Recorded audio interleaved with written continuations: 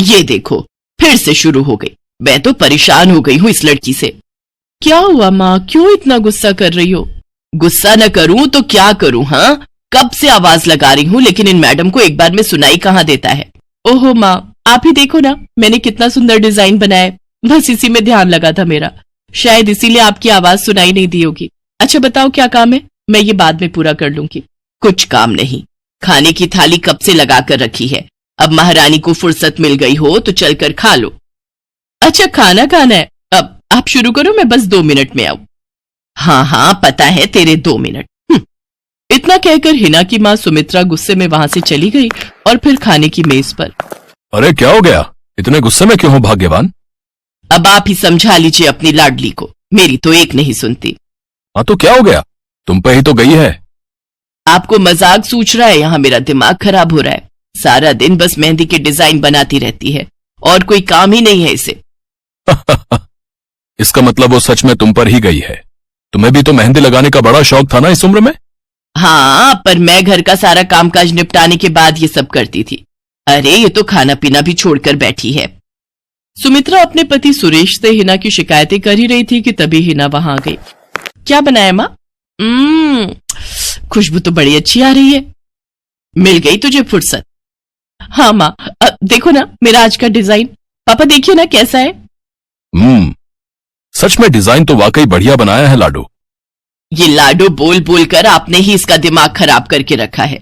मेरी जान को कितना काम है पता है, ती जा रही है, मगर ये लड़की मेरी बिल्कुल मदद नहीं करती।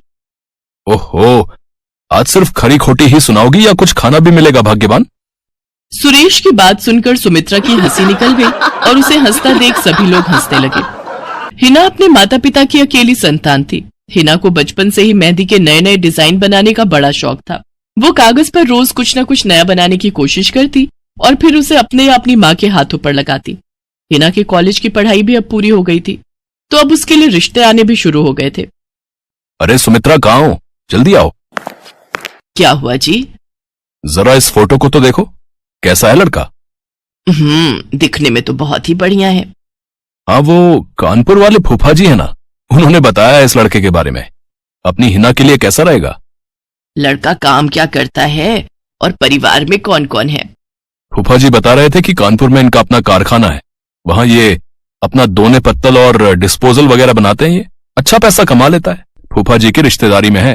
हाँ, पर उससे पहले ये फोटो एक बार हिना को तो दिखा दो, उसे लड़का पसंद आ जाए तभी बात आगे बढ़ानी चाहिए ना।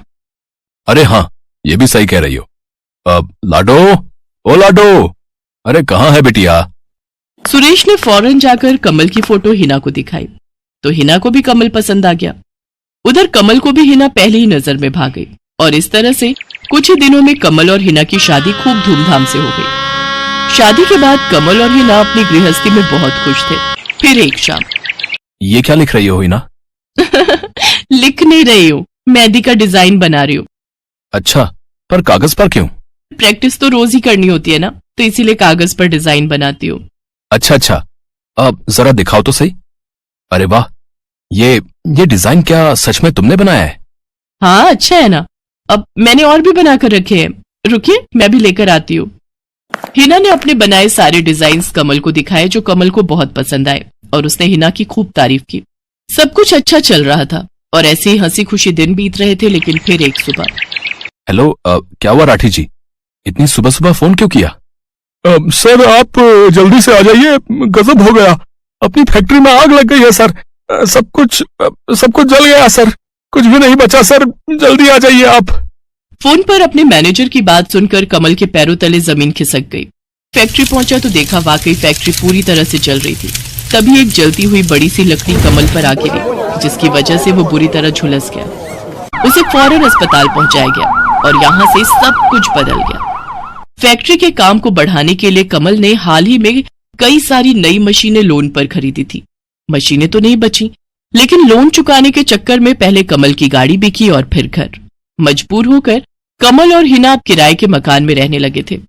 फिलहाल कमल की हालत ऐसी नहीं थी कि वो कोई और काम कर सके। ऐसे में हिना ने घर चलाने का जिम्मा उठाया और वो घर घर जाकर औरतों के हाथों पर मेहंदी लगाने लगी। हालांकि इस काम से उसे बहुत कम पैसे ही मिल पा रहे थे, लेकिन हिना फिर भी पूरी मेहनत कर रही थी। क्या से क्या हो गया ना हिना, मैं किसी काम का नहीं रहा, हम बर्बाद हो गए। मैंने कहा था तुम्हें रानी बनाकर रखूंगा, मगर मेरे रहते हुए भी तुम्हें कितना संघर्ष करना पड़ रहा है।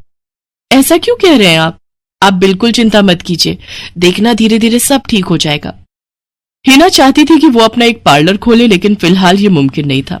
मेहंदी लगाने का काम भी सीजन पर ही मिल पाता था, तो अब दिक्कत खाने पीने की भी होने लगी। ऐसे में हिना ने एक सेठ के घर मेड का काम करना शुरू कर दिया। और फिर एक दिन, सुन, तुझे कोई मेहंदी वाली पता है क्या? क्यों मैडम? अरे वो तीज आ रही है ना, तो मेहंदी लगवानी थी। आहा, बाहर इतनी गर्मी है, अब ऐसे में कौन बाहर जाए, तो घर पर ही आकर कोई लगा दे तो बढ़िया रहेगा। अब हाँ हाँ मैडम, मैं बहुत अच्छी मेहंदी लगाती हूँ, आप मुझसे लगवा लो। ना ना ना, अगर खराब कर दी तो? तीज की पार्टी है मेरे यहाँ, मेहंदी तो बढ़िया ही लगवानी है मुझे। मैडम आप बिल्कुल चिंता मत कीजिए, और रुकिए, मैं अभी आपको कागज पर मेहंदी का डिजाइन बनाकर दिखाती हूँ, फिर आगे आप ही तय करना। इतना कहकर हिना ने फौरन एक कागज लिया और कुछ ही देर में उस पर एक बहुत ही सुंदर मेहंदी का डिजाइन बना दिया। और फिर, अरे वाह, ये तो सच में बहुत सुंदर है, बिल्कुल नया और बहुत ही खूबसूरत डिजाइन है। अब तो ये डिजाइन मेरे हाथ पर भी सेम टू सेम लगा देगी ना? हाँ मैडम, आप मुझ पर विश्वास कीजिए, मैं बचपन से ये करती आई हूँ। उस दिन हिना ने पूरे मन से अपनी मालकिन के दोनों हाथों पर मेहंदी लगाई। हिना ने जो डिजाइन बनाया था वो एकदम नया था और सुंदर भी। फिर अगले दिन, नमस्ते साहब, वो आपको कुछ? हाँ हाँ, मैं तुम्हारा ही इंतजार कर रहा था। ये कल शिवानी के हाथों पर तुम ही ने मेहंदी लगाई थी ना? जी साहब, मैंने ही लगाई थी। अब कोई गलती हो गई क्या मुझसे? नहीं नहीं, ऐसी कोई बात नहीं है, बस ये जानना था तुमसे कि मेहंदी का वो डिजाइन कहाँ से देखकर लगाया तुमने? कहीं से नहीं साहब, वो तो मैंने खुद से सोचा था, मैं कभी कहीं से देखकर डिजाइन नहीं बनाती।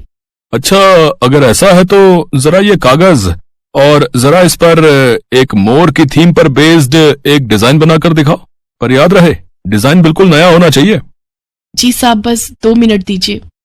हिना ने बस कुछ मिनटों के अंदर वो करके दिखा दिया, जिसे देखकर उसका मालिक साहिल मल्होत्रा हैरान रह गया। वाह, सच में कमाल है ये तो। अब तुमने डिजाइनिंग सीखी है क्या कहीं से? नहीं साहब, सीखी तो नहीं, लेकिन मुझे बचपन से ही शौक है मेहंदी लगाने का, तो बस इसीलिए। समझ गया। देखो हिना, तुम्हारा हुनर लाजवाब है और तुम्हें अपने इस हुनर को ऐसे बेकार नहीं जाने देना चाहिए।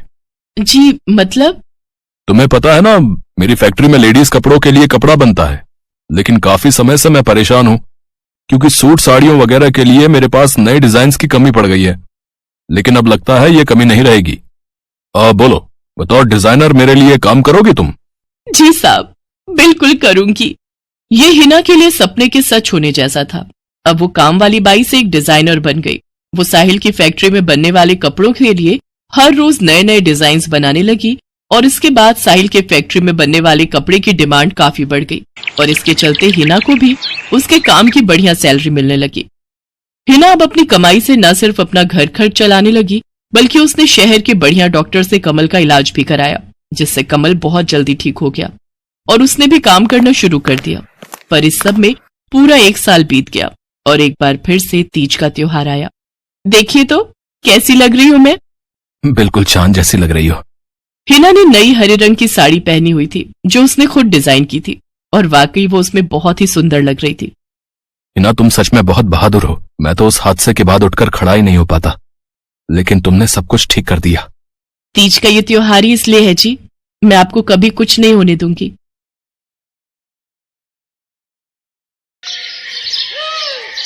मीरा, ओ मीरा, चल तो जल्दी से आटा गूंथ दे, मैं फटाफट रोटियां सेक दूंगी। नहीं माँ, मैं नहीं गूंथ पाऊंगी, मैंने मेहंदी लगा ली है हाथ पर। क्या? सुबह सुबह तू फिर मेहंदी लगाकर बैठ गई? बड़ी मक्कार है सच में, काम में मदद ना करनी पड़े इसलिए जब देखो मेहंदी लगाकर बैठ जाती है। चल जल्दी से हाथ धोकर आ मेरे पास, मुझे काम पर जाने के लिए देर हो रही है। माँ बस आज कर लो ना, देखो ना मैंने कितनी मेहनत से कितना सुंदर डिजाइन बनाया है। लेकिन जैसे ही उसकी नजर मीरा के हाथों पर पड़ती है, उसका गुस्सा पल भर में गायब हो जाता है। वो मीरा से कहती है, अरे वाह मीरा, तूने तो बड़ी सुंदर मेहंदी लगाई है। हाँ माँ, वो शांति दीदी ने मुझे एक किताब दी थी कल, उसमें बड़े ही सुंदर सुंदर डिजाइन बने हैं, बस उसी में से देखकर लगाई है मैंने। सुंदर है ना? हाँ बहुत सुंदर है। अरे लेकिन मुझे तो ओफो, फिर लगा लिया ना तूने बातों में। पहले से ही देर हो रही है, ऊपर से तू भी मेहंदी लगाकर महारानी जैसे बैठ गई है। माँ, तुम इतना परेशान क्यों होती हो? 1-2 घंटे में जब मेरी मेहंदी सूख जाएगी तो मैं घर के सारे काम कर दूंगी। मीरा की बात मानकर कावेरी काम पर चली जाती है। वो एक बड़ी सोसाइटी के घरों में काम करती थी और इसी काम से कावेरी और मीरा का गुजारा चलता था। कावेरी के पति की कई साल पहले एक सड़क हादसे में मौत हो गई थी।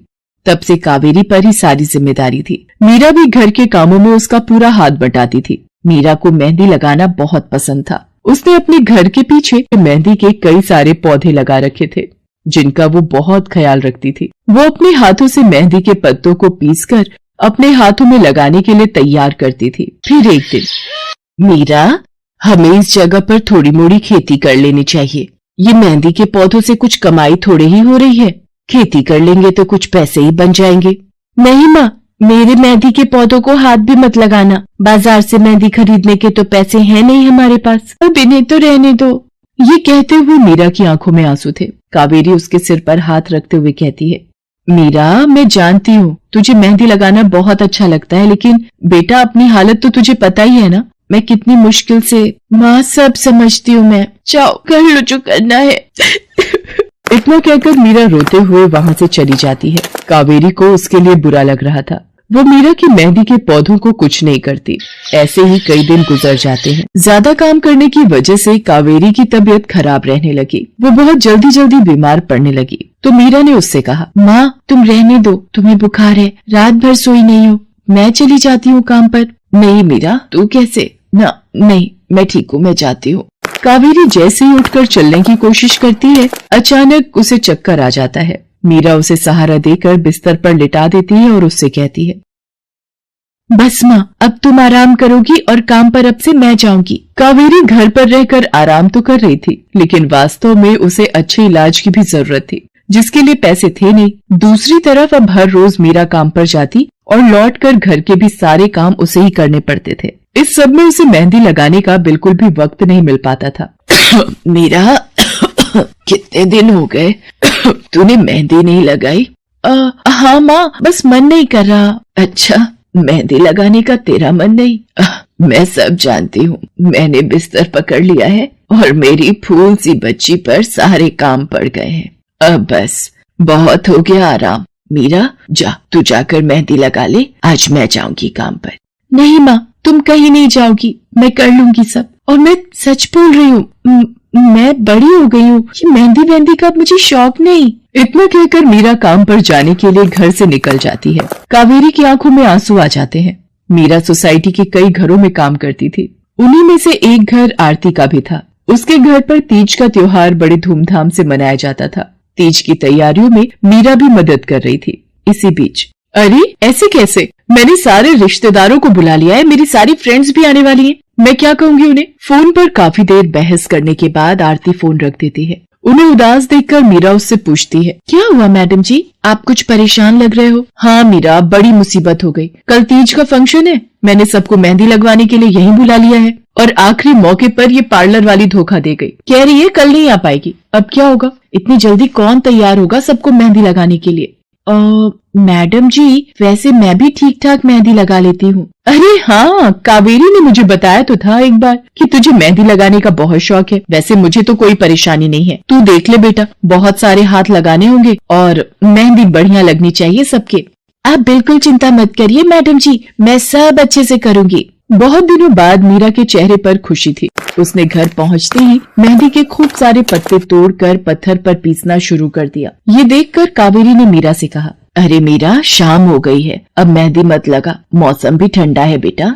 ये मेहंदी मैं अपने लिए नहीं पीस रही माँ, वो 5वें फ्लोर वाली मैडम जी है ना, कल उनके यहाँ लगानी है। अच्छा बेटा, पर ध्यान से बेटा, वो बड़े लोग हैं, कोई गलती ना हो जाए। माँ, तुम बिल्कुल चिंता मत करो, मेहंदी लगाने में मुझसे कभी कोई गलती हो ही नहीं सकती। मीरा खूब सारी मेहंदी तैयार करके अगले दिन आरती के घर पहुंच जाती है। वो अपनी मेहंदी को कोन में भरने लगती है कि तभी आरती की एक फ्रेंड आरती से, आरती, ये किसे बुला लिया तुमने? मैंने जिस पार्लर का नंबर दिया था तुम्हें, उससे बात नहीं हुई क्या? हुई तो थी, लेकिन उसने आखिरी वक्त पर मना कर दिया। तुम बिल्कुल चिंता मत करो, ये मीरा है, मेरी हाउसमेड है ना कावेरी, ये उसी की बेटी है, बहुत अच्छी मेहंदी लगाती है ये। ओफो आरती, तुम भी ना, पार्लर की बात अलग होती है, उन लोगों का मटेरियल ब्रांडेड होता है, मेहंदी के रचने की गारंटी मिलती है वहां से। और इसकी मेहंदी तो मुझे कुछ समझ नहीं आ रही, इस पर तो कोई लेबल तक नहीं है। अगर कुछ गलत रिएक्शन हो गया हाथों पर तो। आप बिल्कुल चिंता मत कीजिए मैडम जी, ये मेहंदी मैंने खुद पीस कर तैयार की है। मेरे पास बहुत सारे मेहंदी के पौधे हैं, इसमें कुछ भी ऐसा नहीं है जो आपके हाथों को नुकसान दे। ना भाई ना, सॉरी आरती, बट मैं अपने हाथों को लेकर कोई रिस्क नहीं ले सकती। तुम सब लगवाओ, मैं तो पार्लर जाकर ही लगवाऊंगी। इतना कहकर आरती की दोस्त शालिनी वहां से चली जाती है। आरती मीरा को इशारा देकर काम शुरू करने को कहती है। अरे वाह, मानना पड़ेगा, इस बच्ची ने कमाल की मेहंदी लगाई है। मुझे तो नहीं लगता कि इस मेहंदी का वैसा रंग आएगा जैसा पार्लर वाली मेहंदी का आता है। अब बस भी करो शालिनी, मेहंदी कैसी रचेगी ये कल तक पता चल ही जाएगा ना। बच्ची है वो, उसे इस तरह डराओ तो मत। अरे मुझे क्या, मेरे हाथ कौन सा खराब होने वाले हैं, तुम ही लोग लगवाओ और तुम ही भुगतना। शालिनी गुस्से में वहां से चली जाती है। उसे पूरा यकीन था कि मीरा की मेहंदी रचेगी नहीं, साथ ही हाथों पर उसका गलत रिएक्शन भी हो सकता है, लेकिन जो हुआ वो इससे बिल्कुल अलग था। अगले दिन मीरा के घर पर। अरे मैडम जी, आप यहाँ? आपने तो आज काम पर आने के लिए मना किया था ना, मैं इसीलिए नहीं आई। हाँ, कल तुम कितना थक गई थी, इसीलिए मैंने आने को मना किया। मैं यहाँ तुम्हें काम पर बुलाने नहीं बल्कि किसी और काम से आई हूँ। अंदर नहीं बुलाओगी? अरे माफ कीजिएगा मैडम जी, आइए अंदर आइए। आरती को देखकर कावेरी भी बिस्तर से उठकर खड़ी हो जाती है। आरती के साथ उसकी दोस्त शालिनी भी थी। मीरा उन दोनों को पानी देते हुए कहती है, ये लीजिए मैडम जी, मेहंदी तो ठीक से रची ना मैडम जी? ये तुम्हें मैं नहीं शालिनी बताएगी। फिर शालिनी अपने हाथ मीरा की तरफ बढ़ा देती है। उसके हाथों पर कई जगह छाले पड़े हुए थे। ये देखकर मीरा उससे कहती है, अरे ये क्या हुआ मैडम जी? मैंने तुमसे मेहंदी नहीं लगवाई, उल्टा तुम्हारा अपमान करती रही, उसी की सजा मिली है मुझे। मैंने सबसे महंगे वाले पार्लर में जाकर मेहंदी लगवाई। मैंने उनसे जोर देकर कहा कि मेहंदी का रंग बहुत बढ़िया आना चाहिए। इस चक्कर में उन्होंने पता नहीं क्या क्या मिला दिया मेहंदी में, और मेरे हाथों का ये हाल हो गया। और दूसरी तरफ तुम्हारी मेहंदी, जिसने भी लगवाई उसके हाथों की रंगत ही अलग है। देखो आरती के हाथ देखो जरा। आरती ने अपने हाथ आगे बढ़ा दिए, जिन पर मीरा के हाथों से लगी मेहंदी का बहुत ही अच्छा रंग चढ़ा था। फिर आरती कावेरी के पास जाकर उससे बोली, बस कावेरी, ये झाड़ू पोछा और बर्तन बहुत करवा लिए तुमने मीरा से, ये अब वो करेगी जो इसे करना चाहिए। जी क्या मतलब मैडम जी? ये अब मेहंदी लगाएगी सबके हाथों पर। हमारी एक दोस्त का अपना ब्यूटी पार्लर है, उसे मीरा का काम और उसकी मेहंदी की क्वालिटी बहुत अच्छी लगी। वो मीरा को अपने यहाँ काम देना चाहती है, अच्छे पैसे भी देगी वो मीरा को, और तो और वहाँ रहकर मीरा पार्लर के दूसरे काम भी सीख पाएगी। आरती की बात सुनकर कावेरी की आंखों में आंसू आ जाते हैं। वो हाथ जोड़कर आरती का शुक्रिया अदा करती है। मीरा भी बहुत खुश थी। अब न सिर्फ वो अपना मेहंदी लगाने का शौक पूरा कर सकती थी, बल्कि अच्छे पैसे कमाकर अपनी माँ का इलाज भी करवा सकती थी। एक समय की बात है, केशवपुर नामक गांव में सरला नाम की एक बूढ़ी विधवा औरत अपने बेटा बहू के साथ रहती थी। सरला की बहू जया स्वभाव से बहुत बुरी थी। वो रोजाना सरला से बात बात पर लड़ती रहती थी। सरला का पति किशन शहर में मजदूरी करता था, इसलिए वो कभी कभी ही गांव आ पाता था। किशन शहर से घर खर्चे के लिए पैसे भेजता तो 2 लिफाफे भेजता, एक अपनी माँ के नाम और एक अपनी पत्नी के नाम। पर जया सरला के पैसे भी अपने पास ही रख लेती थी। ऐसे ही एक दिन, ये सरला देवी और जया जी के नाम के मनी ऑर्डर हैं। लाओ भैया, जल्दी से मुझे दे दो। ये सरला देवी के हस्ताक्षर करके ही उन्हें मिलेगा। माँ जी आराम कर रही हैं, लाओ मैं अंगूठा लगवा कर लाती हूँ। ए बुढ़िया, जल्दी से इस कागज पर अंगूठा लगा दे। भैया मनी ऑर्डर मुझे दे दो। जया सारे पैसे अपने पास रख लेती है और अपने और बेटे बिट्टू के लिए खाने पीने की चीजें खरीद लाती है। माँ बहुत भूख लगी है। ये देख मैं तेरे लिए कितने सारे पकवान लाई हूँ, पूड़ी, छोले, समोसे, कचौड़ी। चल हम दोनों मिलकर खाते हैं, मजा आ जाएगा। जया बहू, बहुत भूख लगी है, सुबह से कुछ भी नहीं खाया है। अगर थोड़ा सा कुछ खाने को मिल जाता तो। पता नहीं इस बुढ़िया को कितनी भूख लगती है, जब देखो हम माँ बेटे के खाने पर नजर लगाती रहती है। ये ले पकड़, आधी कचौड़ी दे रही हूँ, अब रात तक कुछ खाने को नहीं मिलेगा। और तुझे तो मैंने बोला था कि कपड़े धो देना, तेरे से अभी तक कपड़े नहीं धुले। ये कचौड़ी खाकर चुपचाप सारे कपड़े धो देना, नहीं तो मुझसे बुरा कोई नहीं होगा। बेचारी सरला कचौड़ी का एक टुकड़ा खाकर भला क्या पेट भरती। वो फिर से दोबारा काम पर लग जाती है। एक दिन किशन शहर से वापस आने वाला था। जया को पता था कि जब किशन सरला से पूछेगा कि वो उसे पैसे बराबर भेजता है तो उसे मिलते हैं या नहीं। ये बात सोचकर जया थोड़ा घबरा जाती है और वो सरला से कहती है, ओ बुढ़िया, अगर तूने अपने बेटे से कहा कि तुझे उसके भेजे हुए पैसे नहीं मिलते तो मुझसे बुरा कोई नहीं होगा। वो तो एक दिन रहकर चले जाएंगे, उसके बाद जो मैं तेरा हाल करूंगी ना, फिर तू देखती रह जाएगी। इसलिए अपने बेटे के सामने दुखड़े रोने की कोशिश मत करना। नहीं बहू, मैं किशन को कुछ नहीं कहूंगी। माँ, मैंने तुम्हें पैसे भेजे थे, वो तुम्हें मिल गए थे ना? अरे आप बिना कैसी बातें करते हो? माँ जी को मैं बराबर से पैसे देती रहती हूँ। माँ जी, ये लो गरम गरम पनीर के पकौड़े, आप भी खाओ। किशन 2 दिन रहकर शहर वापस चला जाता है। जया फिर से अपने रूप में आ जाती है। दिन भर सरला काम करके एक दिन चक्की से आटा पिसवा कर लौट रही थी कि अचानक उसे चक्कर आ जाते हैं। रिक्शा में जाती एक लड़की देख लेती है। भैया, इन्हें उठाने में मेरी मदद करो, बेचारी पता नहीं कौन है। सुमन, ये तेरे साथ कौन है? ये रास्ते में बेहोश हो गई थी, मैंने घर ले आई, लगता है इन्हें होश आ गया है। अब कैसा लग रहा है आपको? मैं ठीक हूँ बेटी, तुम्हारा बहुत बहुत शुक्रिया बेटी। माँ जी, आप इतनी भारी आटे की बोरी अकेले उठा कर ले जा रही थी, आपके बच्चे या कोई? सरला की आंखों में आंसू आ जाते हैं, रो पड़ती है। माँ जी, कोई परेशानी है तो आप हमसे कह सकते हो, मुझे लग रहा है आप बहुत परेशानी में हो। क्या करूं बेटी, मैं इस जीवन से हार गई हूँ।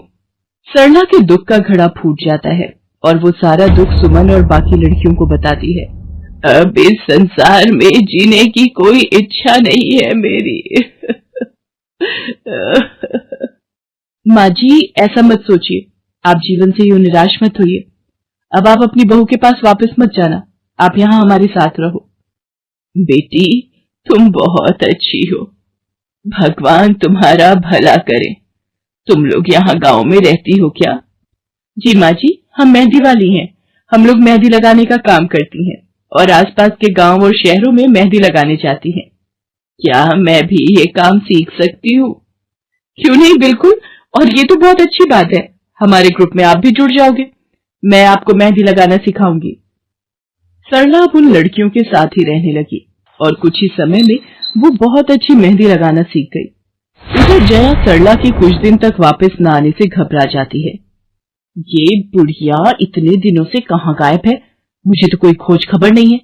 बिट्टू के बापू ने हम सबको अचानक शहर बुलाया है, वहां जाकर अब यही बोलना पड़ेगा कि बुढ़िया की तबीयत खराब थी इसलिए नहीं ला सकी। जया बिट्टू को लेकर किशन के पास शहर पहुंचती है। क्या हुआ जया, माँ तुम्हारे साथ नहीं आई? वो माँ जी की तबीयत कुछ ठीक नहीं थी, इसलिए मैंने उन्हें बोला कि वो गांव में ही रहें। बेकार में सफर करती तो उनकी तबीयत और खराब हो जाती।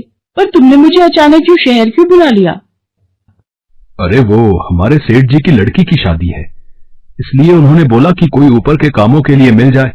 मैंने सोचा तुम्हें बुला लेता हूँ, और माँ भी थोड़े दिन के लिए मेरे पास रह लेगी। चलो कोई नहीं, मैं तुम्हें मालकिन से मिलवा देता हूँ। देखो किशन, शाम को मेहंदी का समारोह है तो काम अच्छे से निपटाने हैं। जितने भी मेहमान आएंगे उनके स्वागत में कोई कमी ना होने पाए। आप चिंता मत करो मालकिन, सब हो जाएगा। ये मेरी पत्नी है, मैंने इसे गांव से बुला लिया है, ये सब संभाल लेगी। जया मेहंदी समारोह की तैयारियों में काम करवाने लगती है। सब मेहमान आने लगते हैं। रिचा, मेहंदी वाली अभी तक नहीं आई, कितने बजे का टाइम दिया था? मम्मी, मेरी उनसे बात हो गई है, बस कुछ ही देर में आती होंगी। लो वो आ गई। माँ जी, ये यहाँ कैसे? मेहंदी वाली लड़कियों के साथ? माँ यहाँ? जया, तुम तो कह रही थी कि माँ बीमार है और गांव में है, पर माँ मेहंदी वाली लड़कियों के साथ क्या कर रही है? मुझे कुछ समझ नहीं आ रहा। मैं माँ के पास जा रहा हूँ। माँ, तुम यहाँ इन सबके साथ? किशन बेटा, आप मेरे साथ इधर आइए, मैं आपको सब बताती हूँ। ये लड़की इनको सब कुछ बता देगी। शायद आप नहीं जानते हैं, आपकी पत्नी ने आपकी माँ पर बहुत जुल्म किए हैं, इसीलिए ये बेचारी अपना घर छोड़कर हमारे साथ रहने को मजबूर थी। सुमन किशन को सारी सच्चाई बताती है। सरला की आंखों में आंसू आ जाते। किशन सबके साथ जब घर आ जाता है। जया, तुम्हें शर्म आनी चाहिए। तुमने मेरी माँ के साथ इतना बुरा व्यवहार किया। तुम्हारी वजह से मेरी माँ दर दर भटक रही है। अब तुम मेरे साथ एक पल भी नहीं रहोगी। बिट्टू को मैं पाल लूंगा। अभी के अभी अपने मायके निकल जाओ। ऐसा मत कहो, मैं आप लोगों के बिना कैसे रहूंगी। मुझे माफ कर दो, मुझे माफ कर दो, मेरे से गलती हो गई। माँ जी, मुझे माफ कर दो। किशन बेटा, मैं किसी से भी नाराज नहीं हूँ। जया बहू को माफ कर दे। गलती इंसान से ही होती है बेटा। मैंने जया बहू को माफ कर दिया। किशन जी, आप चिंता मत कीजिए, आपकी माँ जी अब हमारे साथ ही काम करेंगी। उस दिन के बाद जया ने अपना व्यवहार बदल लिया। सरला ने मेहंदी लगाना नहीं छोड़ा। वो अपनी मेहंदी लगाने के काम को करती रही। जया को अपनी गलती का एहसास हो गया था। अब वो भी सरला की बहुत देखभाल करती थी।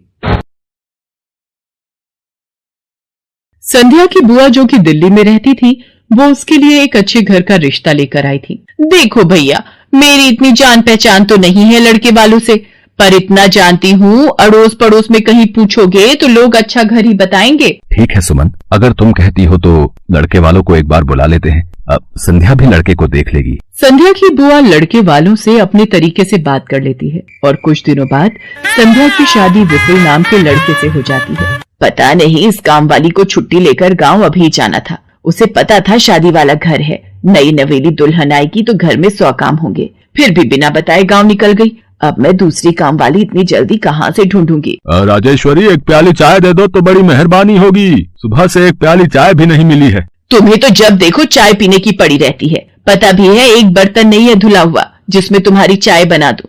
ढेरों बर्तन रसोई में पड़े हैं झूठे। माँ, मैं कॉलेज जा रही हूँ, तुम मुझे ये मत कहना कि मैं छुट्टी कर लूं और तुम्हारे साथ घर का काम करवाऊं। मेरा आज बहुत बड़ा प्रोजेक्ट सबमिट होना है, इसलिए मैं तो कोई काम नहीं कर सकती। ये लो, अब इसे भी अभी कॉलेज जाना था। अब मैं क्या करूं, कुछ समझ नहीं आ रहा। संध्या की सास राजेश्वरी अभी काम वाली को लेकर परेशान हो ही रही थी। तभी संध्या राजेश्वरी की सारी बातें सुन लेती है और रसोई में जाकर बर्तन धोने लगती है। अरे संध्या बहू, तुम ये रसोई में क्या कर रही हो? हटो हटो हटो, ये झूठे बर्तन तुमसे थोड़ी करवाऊंगी। अभी तुम्हारे हाथों की मेहंदी भी नहीं उतरी।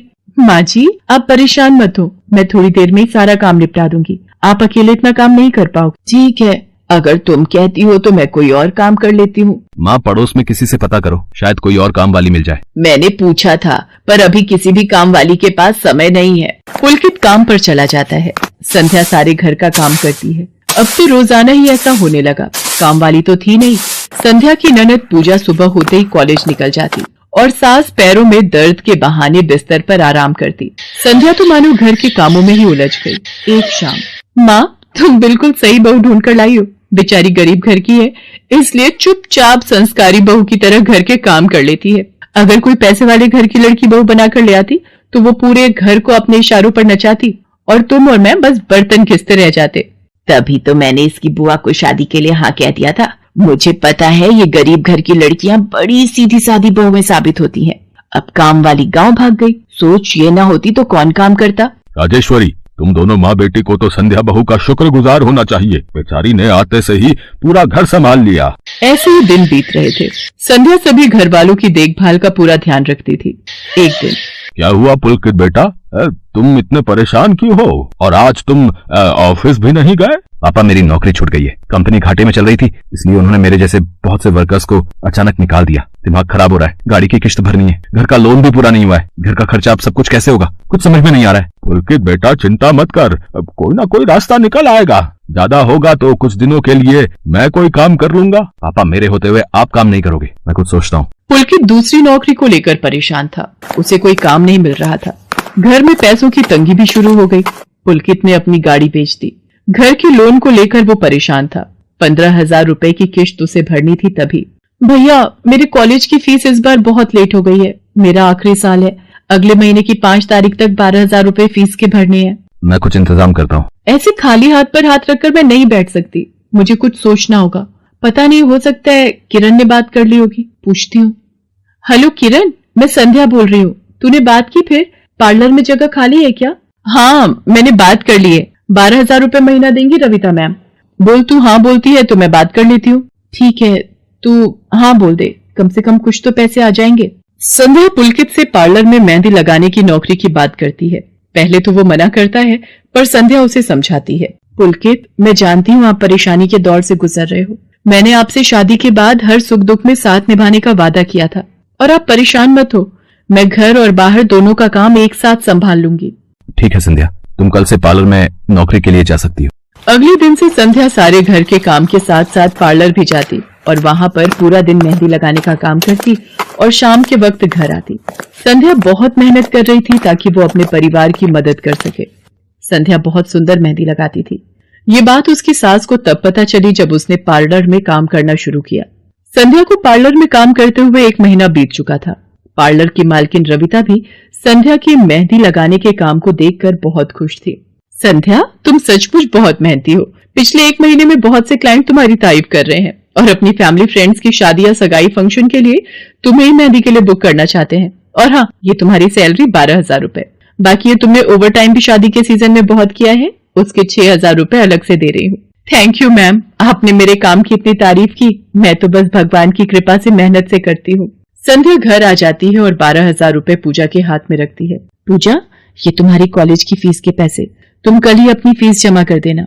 भाभी, ये तो आपकी मेहनत की कमाई है, आप ये सारे पैसे मुझे दे रहे हो? नहीं नहीं भाभी। पूजा, तुम मुझे अपनी भाभी कहती हो ना, और भाभी तो माँ समान होती है, तो क्या तुम अपनी भाभी माँ के पैसे नहीं लोगी? तुम अपने भैया से भी तो लेती हो ना। फिर मेरे और अपने भैया में फर्क है, मैं भी तो इस घर का हिस्सा हूँ, इसलिए ये पैसे रख लो। मुझे माफ कर दो भाभी, मैंने ना जाने आपके बारे में क्या क्या गलत सोचा। पुलकित को भी दूसरी नौकरी मिल जाती है। अब संध्या और पुलकित दोनों मिलकर काम करते थे। राजेश्वरी और पूजा भी अब संध्या की घर के कामों में बहुत मदद करती थी। परिवार में खुशियां फिर से लौट